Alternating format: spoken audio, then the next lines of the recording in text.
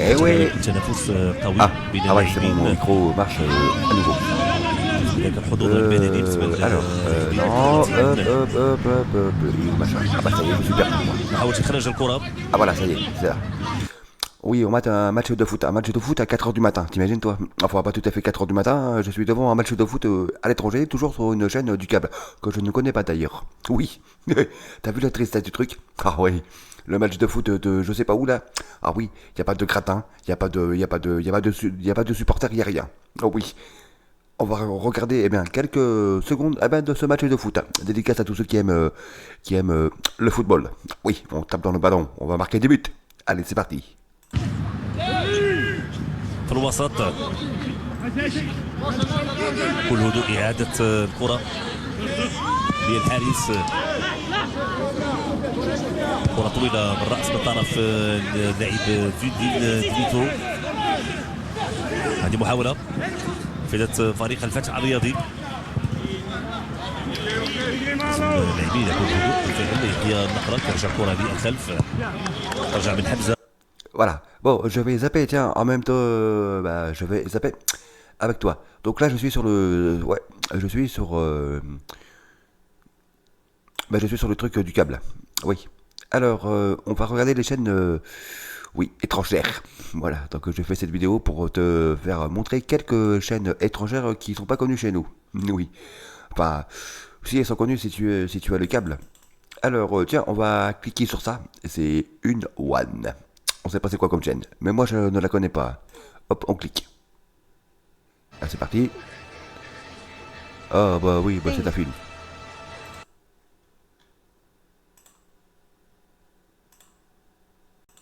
Allez, là on est sur une chaîne locale de chez nous. Et oui, la France, cette chaîne, elle s'appelle TV7. Ouais, c'est pareil, c'est une chaîne locale. Une très bonne chaîne d'ailleurs, il y en a des chaînes locales en France. Ce sont des bonnes chaînes, elles font des programmes de qualité avec peu de moyens. Hein. C'est sûr que c'est pas les moyens de M6 ou de TF1. Ah non, mais c'est vrai que c'est des chaînes locales qui sont bien. Hein. Donc si tu es intéressé par ces chaînes locales, il n'y a pas de problème. On va regarder quelques secondes de TV7 sur ici. Oui, j'allais dire sur cette web radio, parce que je fais aussi de la web radio. Hein. Donc, mais là, je ne fais pas de web radio, je fais de la vidéo sur YouTube. Oui, un projet oui, un projet, voilà, que tu verras peut-être dans quelques heures. On est sur TV7, il est quelle heure? Je reprends mon téléphone parce que je vois mal l'heure sur l'écran. 4h02 du matin, nous sommes sur TV7, nous sommes sur le câble. D'accord. Et c'est un maître beurrier, du coup, qui s'occupe de la partie barattage? Alors, notre responsable de production, David, oui, est maître beurrier. Et oui, les usines de beurre. Oui, on va voir comment fabriquer bien le beurre sur cette vidéo. Oui, dans les usines, oui, les grosses machines. Il travaille depuis plus de 25 ans dans la beurrerie des... Ah, ça y est, ça commence, erreur de machin, ça y est, ça commence. Et un problème, ah c'est bon, c'est reparti. L'usine de beurre. Comment est né ce beurre d'exception? Pour le savoir, nous nous rendons à l'Atelier de l'Excellence. Situé à Échiré, le lieu regroupe un parcours pédagogique, une boutique et un atelier de cuisine. Le beurre Échiré a été créé en 1880 et est devenu un peu un emblème de la gastronomie française et est né à l'occasion d'un bouleversement assez fort pour les Deux-Sèvres, qui est l'apparition en 1880 du phylloxéra, qui a détruit l'ensemble des vignes qui existaient à l'époque et qui a donné naissance à un bassin laitier de renom. Donc après 1880, ont émergé différentes productions laitières dans la région grâce à des reconversions des vignobles en bassins laitiers et aussi l'arrivée des Vendéens qui ont... Ah oui, je tiens à le rappeler, on est sur des chaînes locales. Hein. Oui, c'est sûr que c'est... Ah c'est pas des reportages avec des effets spéciaux, avec des trucs de dingue. On est sur des chaînes encore bien, des très très bonnes chaînes locales. On est sur TV7 là. Oui, ils parlent de comment est née la fabrique de beurre chez eux. D'ailleurs, on les embrasse. Qui sont venus avec leur cheptel d'animaux En 1891, précisément, c'est le marquis du Drainay, qui habite à quelques mètres d'ici, au domaine de la Taillée, de l'autre côté de la Sèvre, qui a créé son premier atelier de beurre. En 1894, avec l'aide de Monsieur Sagot, ils ont créé la laiterie coopérative d'Échiré, et qui existe aujourd'hui à l'endroit même où elle est née. Apparemment, ça c'est cool, au moins ça fait travailler du monde. Oui, même si c'est l'usine, hein, parce que bon, c'est vrai que d'ailleurs j'embrasse tous ceux qui travaillent bien à l'usine. Travailler à l'usine, c'est pas top. Mais bon, il n'y a pas de sous-métier, il faut bien remplir le frigo, payer les factures. Et c'est quelqu'un qui a pas de taf qui te dit ça. Hein. Oui, d'ailleurs, va falloir que je trouve un taf, moi, parce que c'est la galère au niveau pognon. Donc voilà, c'était eh bien le petit passage eh bien, de TV7 dans l'usine de beurre. Très intéressant d'ailleurs. Ouais, c'est cool, le beurre, moi j'aime bien.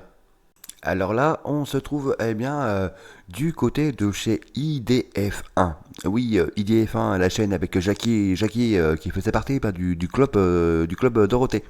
Ouais, célèbre émission qui a tout pété dans les années eh bien 90. Oui, ça a duré 10 ans. Le club Dorothée, c'était sur TF1 avec Dorothée, Ariane, Jackie, Corbier.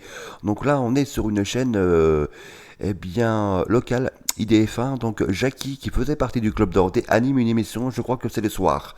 Donc on est sur la chaîne IDF1, on va regarder ce que propose IDF1. Oui. Si la dot est intéressante. Jean-Baptiste de Sade jette son dévolu sur la richissime famille de Montreuil. Les Montreuil sont issus de la noblesse de Robe, cette noblesse qui exerce d'importantes fonctions dans la justice. Madame de Montreuil, la future belle-mère de Donatien, est flattée d'être associée aux Sade, cette grande famille aristocratique. Ouais, après je ne veux pas faire des reproches, mais elle n'avait pas l'air d'être cool. Après là c'est une peinture qui a 200 ans, donc bon. Mais elle avait pas l'air d'être cool. Oui, le visage de la dame, oui, une dame sérieuse, on ne fait pas de rigolade. Oui, puis t'as vu là les couples qu'ils avaient à l'époque. Oui, le gars avant là, avec l'espèce de moumoute, de perruque avec les rouleaux, qu'est-ce que c'était moche. Et eux, ils aimaient. Ah, c'était le truc qu'ils adoraient mettre à l'époque, c'était à la mode. Oui, on met une moumoute, on met une moumoute sur la tête avec les rouleaux. Qu'est-ce que c'était moche. Ah bah j'aurais été là-bas, moi, à cette époque-là, je serais né à l'époque, eh bien, il y a 200 ans, oui. Même pas tu me mets la perruque sur la tête avec les rouleaux, je l'aurais jeté moi. Je mets pas ça moi, je vais mettre bien un chapeau, à la mode. Qui a ses entrées à la cour. Du côté de la famille de Montreuil, c'était une alliance de prestige et c'est ce que la famille de Montreuil recherchait absolument. Sachant que monsieur et madame de Montreuil se piquaient de politique et donc faisaient tout à la cour pour jouer entre les différentes coteries, les différents clans, pour avancer aussi dans... Ok, bah il est bien gentil le gars, mais il a employé des mots que je ne comprends pas. Ah oui, ou alors c'est moi qui n'ai pas compris. En même temps c'est normal, je t'avoue, toi qui regardes cette vidéo, moi je n'ai pas de parcours au niveau de l'école, hein. Je n'ai pas de diplôme, je n'ai pas de bac, je n'ai pas le brevet des collèges et puis le bac juste après. Moi je n'ai rien passé, je n'ai rien du tout. Ah bah oui, tu regardes mon CV, il y a marqué rien. D'ailleurs je ne mets pas diplôme, je ne mets pas d'ailleurs sur le CV, donc j'ai pas de diplôme. Oui, j'étais mauvais à l'école, très mauvais. Donc voilà. Bon, on va s'arrêter là avec IDF1 parce que c'est bien gentil, mais bon. C'est un petit peu mou, ce style d'émission. Après, il y a des émissions d'histoire qui sont captivants. Ah oui, comme France Télévisions, là, moi j'aime bien. Ah oui, ce que fait Stéphane Bern, là par contre, j'aime bien, c'est captivant, ça bouge. Mais là, ça bouge pas, c'est ennuyant. Oui, donc j'ai pas envie de t'ennuyer là. Oui, donc on arrête avec IDF1 cette nuit avec l'émission d'histoire. Alors là, je ne savais pas que les Caraïbes avaient une chaîne française, c'est TV Caraïbes. On va regarder ce que propose TV Caraïbes. On a fait de lui son petit, Non, mais ça reste quand même une. Ouais, ça reste louable. Non, c'est louable. Non, c'est louable aussi. C'est vrai que c'est louable. Après, là, il est fin de carrière, tout ça et tout. Il a quel âge, là, John Jones? C'est 38, 37. 38. Ouais, 38, il me semble. Donc. Oui, ça parle bien de sport. Alors, la qualité des micros des gens, pas terrible. Ah oui, ça hurle, ça fait du mal aux oreilles. Oui, ça sature. Bah oui, là, la télé des Caraïbes, le beau temps, 30 degrés toute l'année, bah la qualité des micros, nulle. On continue à regarder TV Caraïbes.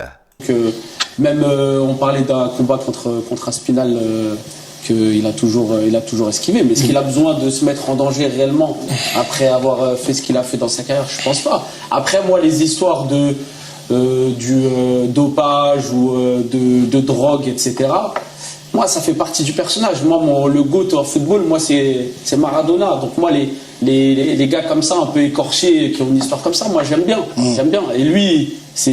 Ouais, t'aimes bien, ouais, mais bon, après, toi, derrière, tu dois gérer l'image est bien du sportif. Si le sportif se drogue, se dope, toi, derrière, t'es emmerdé parce que tu dois gérer l'image du sportif. L'image du sportif, ça doit avoir une image nickel. Pas de drogue, pas de dopage, parce qu'il y a des sportifs là, comme ça qui ont fracassé leur image de sportif à cause du dopage là. Alors je sais plus le nom du gars là qui faisait du cycliste. Lui il s'est dopé et ça lui a pété son image. Pas Armstrong. Armstrong, bon tout le monde savait qu'il se dopait. Hein. C'était pas un secret. Hein. Et le pire c'est que le mec il continuait à faire du vélo. Oui à l'époque. Oui, le mec s'était dopé, c'est pas grave, je fais du vélo et je gagne le Tour de France. Non, mais il y avait un autre mec quelques années avant là, un Français, je ne sais plus le nom du sportif, du cycliste qui s'était dopé. Et lui, il s'est fait choper. Ah oui, pas cool. En même temps, tu te dopes, forcément, tu te fais choper, hein, tu fais pipi dans le gobelet. Ça part, elle vient dans un labo, et puis le labo, il voit si tu as des produits interdits dans le sang. Voilà. Donc on était du côté de MTV, Caraïbes, cette nuit. Oui. Nous sommes du côté de Lyon. Oui, dédicace à tous les Lyonnais. On est sur TV Lyon. Voilà. La chaîne locale de Lyon. Oui. Qui déplore on va écouter ce qu'ils racontent sur leur chaîne cette nuit. Pourtant, en voyant un mot, on ne peut que reconnaître que cet homme est un puits de science. Comment expliquez-vous cette discordance, Miranda? C'est une discordance qui... Alors juste avant, là, oui, c'est vrai que j'ai coupé la table. Ah oui, j'ai mis pause sur l'écran, là. T'as vu la tristesse du plateau de cette chaîne-là? Ah oui, c'est triste, hein. Ah ouais, ils sont deux. Ah puis t'as vu, sur le côté, il n'y a personne, il n'y a pas de... Ouais, c'est pas un plateau qui bouge, là, toi, c'est... Ah oui, la tristesse de ce plateau-là. Oh oui, même pas je peux travailler là-bas. C'est triste. Enfin bon, en même temps, c'est des chaînes locales, ils n'ont pas les moyens de fou, hein. Ils n'ont pas les moyens de TF1, de M6 ou encore de France Télévisions. Faut bien le rappeler, et je le rappelle d'ailleurs. Vient d'une approche occidentale qui est plutôt récente, ça date de la période de la colonisation. Le 19e siècle a propulsé cette idée que seule la connaissance d'une certaine façon dictée d'une certaine manière, avec un certain nombre de critères et des façons de la dire, était valable et validée par des pairs scientifiques similaires entre eux. Cette méthode est très récente de faire la science et évidemment les connaissances ancestrales, vous voyez, il y a déjà une différence entre science et connaissances ancestrales des indigènes. Oula, alors, elle m'a perdu. Ah mais complètement. Là tu me parles de science à 4h du matin, tu m'as perdu là, ça y est. D'ailleurs, je vais partir là. Je m'en vais. Parle de science, c'est pas les trucs pour moi ça. Non, compliqué. Ah ouais, grave. Ah bah ouais, tu sais que j'ai pas fait les grandes écoles, hein. J'en ai parlé il y a quelques minutes. Ici. On me le dit bien, d'accord? Alors, je vois quelqu'un de sincère avec là, vous. Par on contre, est sur une chaîne du câble, une chaîne qui font de la voyance là. Toute la journée, ils font de la voyance. Ils prennent des gens au téléphone, ils les passent à la télé, sur le câble, et puis ils font de la voyance en direct. On va mater ça pendant quelques secondes.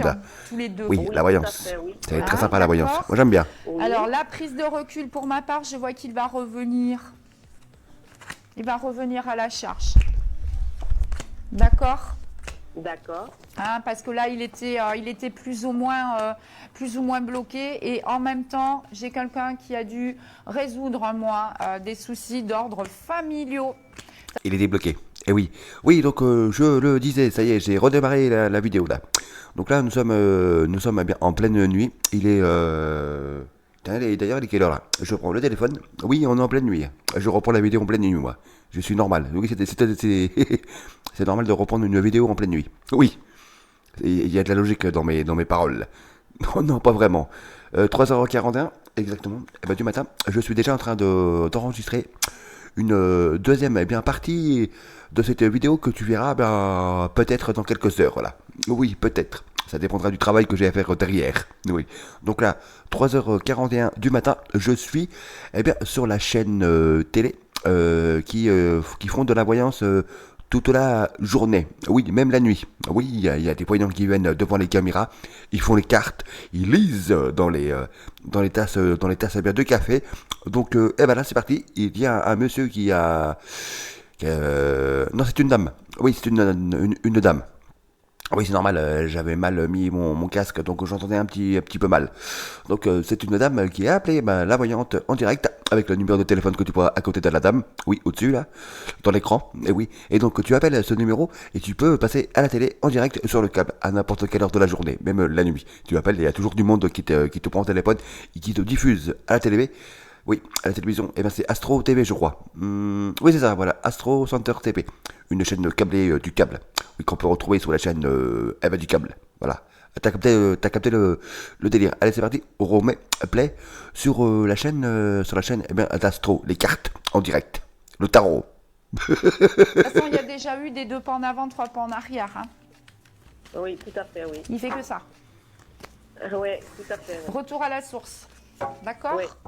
Oui. Bon, ça va revenir à la charge, mais... Et c'est vrai que les émissions de voyance sur le câble, ça fait des années que ça existe. D'ailleurs, ça a même existé à la radio. Oui, il y a quelques années, il y a une grande radio. Ça fait un moment d'ailleurs que ça s'est arrêté.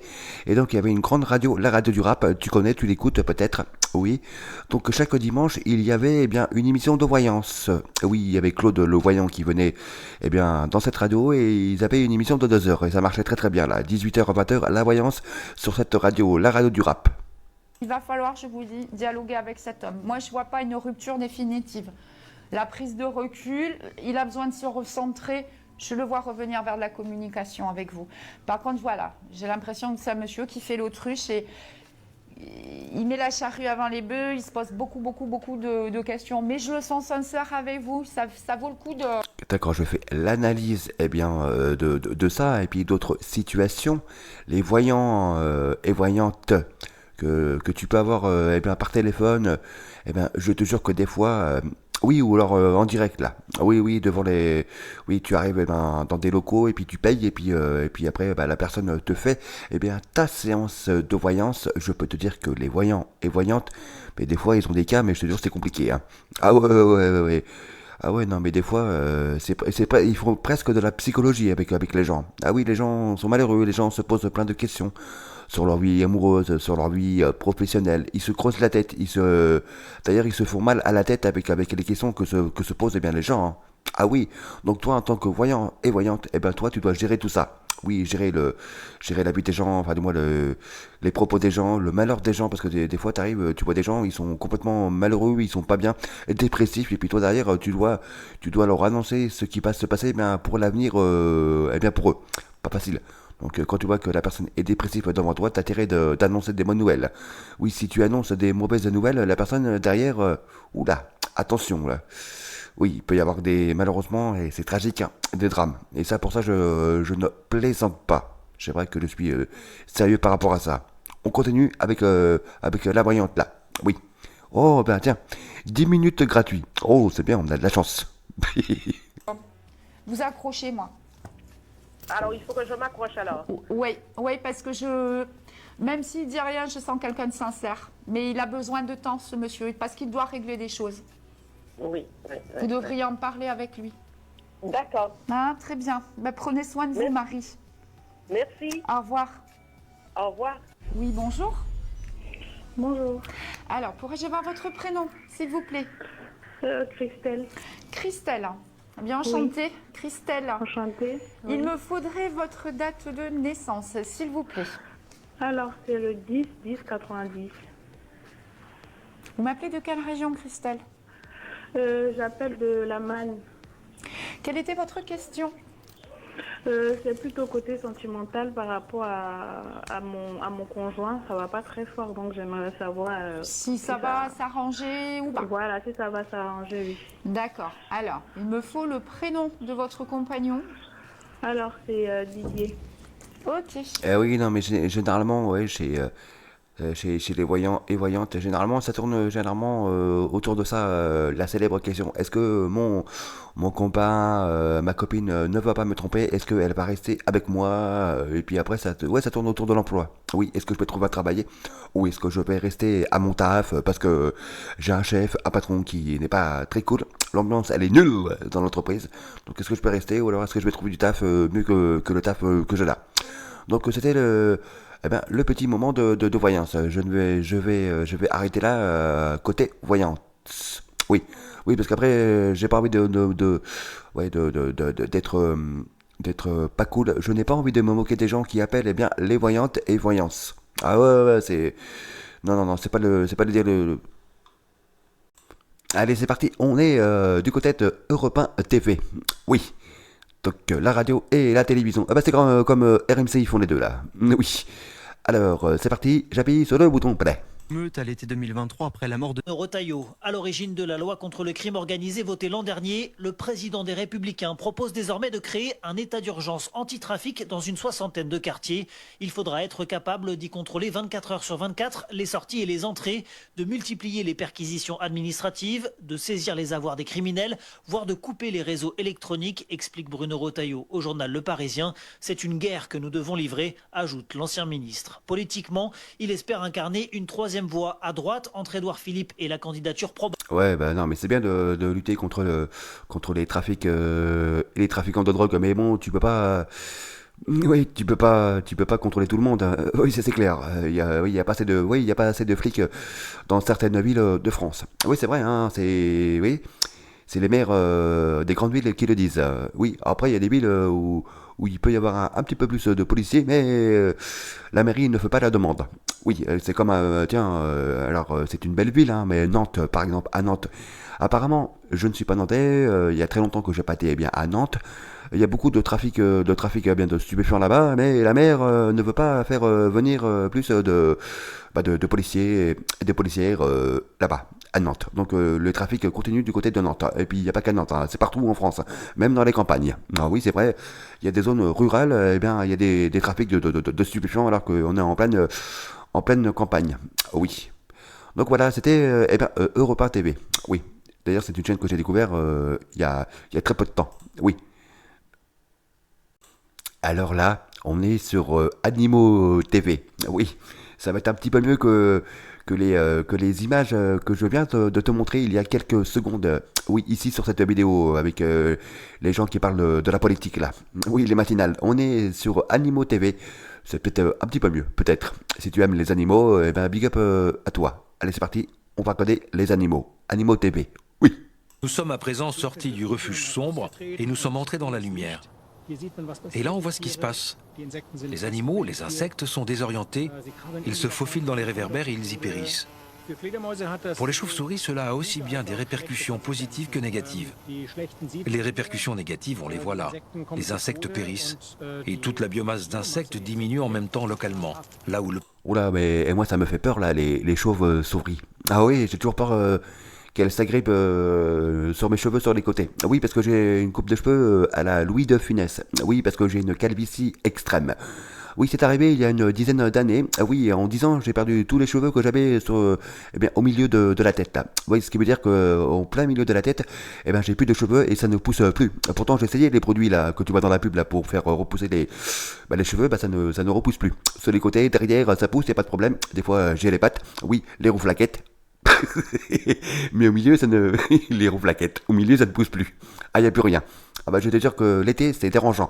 Oui, pourquoi? Parce que les moustiques viennent se poser sur ma calvitie, sur mon crâne et puis ils me piquent. Et après ça me gratte quand je mets la casquette, car quand je mets dehors, oui, pour aller faire les courses, prendre mes cigarettes, j'ai toujours une casquette sur la tête. On continue avec les chauves-souris, les moustiques et puis les bestioles là qui te piquent. Oui, la nuit. Le périmètre est éclairé. L'avantage est que certaines espèces sont effectivement opportunistes, c'est-à-dire qu'elles tirent profit d'une telle situation en chassant les insectes autour des réverbères. Les pipistrelles de Nathusius ont un comportement un peu intermédiaire, c'est-à-dire que normalement, elles évitent les sources de lumière artificielle. Mais on peut néanmoins parfois les voir chasser près de ces lampes. Seules certaines couleurs de lumière attirent les insectes. Les longueurs d'onde du violet et de l'ultraviolet sont les principales responsables de l'hécatombe d'insectes provoquée par l'éclairage public. Bah oui, bah tiens, chez toi, quand tu dors avec la télé, je peux te dire que les mouches et puis les moustiques, elles sont attirées par ton écran. Oui, des fois tu te lèves le matin, là, très tôt. Oui, un petit peu avant 6 heures, tu te lèves et il y a plein de moustiques sur ton écran. Oui. Puis après, tu es obligé de les pousser parce que tu ne vois pas l'image. Ah oui, les mouches, là, les moustiques, et puis d'ailleurs, ça te pique, et puis tu es obligé de laver la télé parce qu'ils font des trucs pas très chouettes sur ta télé. Oui. Bah oui, c'est comme nous, on voit aux toilettes, et ben eux, ils font ça un peu partout, là, les moustiques. Donc des fois, tu as des saloperies sur ta télé à cause des moustiques et des mouches. Il existe pourtant un autre type de lampe qui les attire beaucoup moins. Donc ici, il existe effectivement une solution, à savoir que nous pouvons remplacer ce réverbère. Si nous installions une autre source de lumière là, par exemple des LED, alors ces insectes disparaîtraient, ils ne seraient plus attirés. Ça, d'un côté, ce serait mauvais pour les espèces de chauves-souris dites opportunistes, parce qu'elles ne pourraient plus venir chasser ici. Allez, on va finir cette vidéo en beauté avec Les Amours. Oui, c'est la version animée par Reichmann. Oui, dans les années 90 et même 2000. On regarde. Il n'y a pas de problème. Eric? Moi, ce serait plutôt la joue. La joue? Oui. Ah, vous êtes tout chaud comme ça, hein? Moi, je suis un peu, oui. Ah, un petit peu. Plutôt mature, comme ça, j'aime bien parler. Très bien. C'est l'instituteur qui dort en vous, certainement. Ou pas le vous avez instituteur, toujours des instituteurs... Peut-être, mais enfin... Ah, les costumes des gens. Ah, tu vois bien que c'est une émission qui a au moins 20 ans. Ah oui, les costumes là, avec les cravates et les chemises de couleur. Bien voyant dans l'écran. C'est assez extraordinaire, ça. Ah oui. oui. On va parler des fesses, là. Je suis sûr qu'Isabelle va être contente. Hein, en plus, vous vous mariez la semaine prochaine. Ça tombe bien. Et c'est fait pour ça. Deuxième, c'est fait pour ça. Restons concentrés. Deuxième question. Il ne reste plus qu'une seule tartine pour le petit déjeuner. D'après Karine, que faites-vous? Une seule tartine. Bah, je la prends. Vous la mangez l'air Bah de oui. rien, Eric. Oui. 2, vous foncez acheter du pain, bon comme le pain. 3, vous la lui laissez en râlant. Alors, je la lui laisse, mais je ne râlerai pas. Ah, vous la lui laissez, donc qu'est-ce qu'on peut dire alors? Vous ne foncez pas acheter du pain, Non. vous ne la mangez pas, Non. vous la lui laissez, bon. Voilà, mais je ne râlerai pas parce que c'est mon côté... Oh, c'est vous ça. Voilà, oui. J'ai envie de savoir la réponse des gens à côté là. Oui, les collègues. Il est comme ça. Comment est Jean-François alors? Fainéant, parce qu'il y a 6 étages à descendre à pied et à remonter. Ah oui, d'accord, oui, d'accord. Donc, je lui laisserai aussi. Ah, vous lui laisserez? Oui. D'accord, très bien. Troisième solution également. Pour Georges? J'irai à la boulangerie. Vous irez à la boulangerie? Et voilà. Qu'est-ce qu'elle est moche, sa veste à lui là. Ah oui, très moche. Peut-être qu'il a porté ça il y a 20 ans. On voit même la cravate d'ailleurs, elle est moche. Ah oui, c'est très moche. Oh, le mauvais goût des gens, là, des fois, quand même. Troisième question pour vous, Jean-François. D'après Isabelle, le dimanche, vous passez plus de temps, 1, dans le canapé, 2, dans le lit, 3, à table. Ah, c'est passé un dimanche. Bah, moi, Un dimanche au bord de l'eau. Alors, tu me poses la question, je te réponds à table. J'aime manger, j'aime la bouffe. Au lit. Au lit? Ah, le dimanche, farniente. Ah oui, le lit, là, tranquille. Oui, tu es allongé, tu mets ta télé. Oui, ou le canapé. Il y a quand même le rugby aussi le dimanche. Hein? Pas le dimanche. Ah, pas le dimanche? Samedi. Ah, c'est samedi. Pour avoir le dimanche de libre. D'accord. Pour être à peu près frais le lundi. Bon. Georges? Je dirais le canapé. À vous, c'est le canapé, Je reste plus pas sieste. trop au lit. Non, canapé pour voir la télé ou bouquiner, mais pas le lit. D'accord. Le canapé, très bien. Eric? À moi, sans hésiter, c'est le lit. Le lit. Tout à fait. Position horizontale. Position horizontale, détente complète, on court toute la semaine du lundi au vendredi. Et puis ça sert à ça aussi le dimanche. Bah, après le lit, tout. il faut l'amortir. Hein, Il faut l'amortir. Tout à fait. Ah bah oui, non mais le mec il a raison. Hein. T'achètes un canapé, il faut l'amortir le canapé. Oui. T'achètes un canapé à 2000, allez hop, tu vas passer ta vie sur le canapé. Je l'ai acheté 2000, attention. Ah oui, oui. Bon bah voilà, c'était c'était une vieille émission de Reichmann à l'époque où il était sur France Télévisions. Il animait Les Amours. Pour 5 Oui. points, vous vous écriez soudain, j'y crois pas, pince-moi. D'un seul coup comme ça, admettons. 5 points. Vous vous écriez soudain, j'y crois pas, pince-moi. Oui. Alors. Vous vous écriez soudain, j'y crois pas, pince-moi. D'un seul coup comme ça, admettons. Voilà, c'est bon, c'est terminé. Oui, Reichmann. Oui, c'est vrai que on a tendance un petit peu à oublier, mais Reichmann, à la base, il était sur France Télévisions. Hein. Bon, bah aujourd'hui, il est sur TF1, il pète, il cartonne, les audiences, eh bien, sont au rendez-vous. Oui, les amours. C'était bien là comme émission. Ouais, moi j'aimais bien. Après, c'est Tex qui a repris eh bien l'émission. Et juste derrière, eh ben, c'est Bruno Guillon. Oui, qui fait aussi de la radio le matin. Oui, il est sur la radio du Fun, si tu connais cette radio et que tu l'écoutes. Donc bon bah voilà les amis, eh ben c'est la fin de cette vidéo. Merci à toi d'avoir bien regardé cette vidéo. Si tu as aimé, eh ben n'hésite pas à t'abonner sur cette petite chaîne qui a débarqué il y a moins d'une semaine. Ah oui c'est récent hein, donc on est et je suis un arrivant sur cette chaîne et sur YouTube. Donc si tu as aimé cette vidéo, n'hésite pas à t'abonner et puis à mettre un petit pouce bleu et puis j'essaierai de te refaire d'autres vidéos eh bien à peu près de ce style-là. Oui, on va regarder la télé ensemble et puis moi je vais commenter ce que je vois eh bien, sur mon écran avec le son là derrière. Ouais. Donc bon bah passe une bonne journée. Oui, ou alors si tu mates la vidéo eh bien dans la soirée, bah passe une bonne soirée, passe une bonne nuit aussi. Donc voilà, bonne journée, bonne nuit. Et puis bah, je vais revenir très vite avec une nouvelle vidéo de ce style et j'essaierai de trouver des contenus drôles. Oui, comme les visiteurs là que tu as vu. Voilà. Oui, les visiteurs c'était il y a quelques heures. Oui, drôle, film mythique des années 90. Bon bah je te laisse et puis bah si tu veux, oui, t'abonner, bah tu peux, y a pas de problème. Donc dédicace à toi et puis bah prends soin de toi et de tes proches et de la famille. Important la famille. Et oui, donc bon bah je vous dis eh bien à plus tard pour une nouvelle vidéo de la télévision, des émissions de télé, des films, des séries. On va regarder ça ensemble.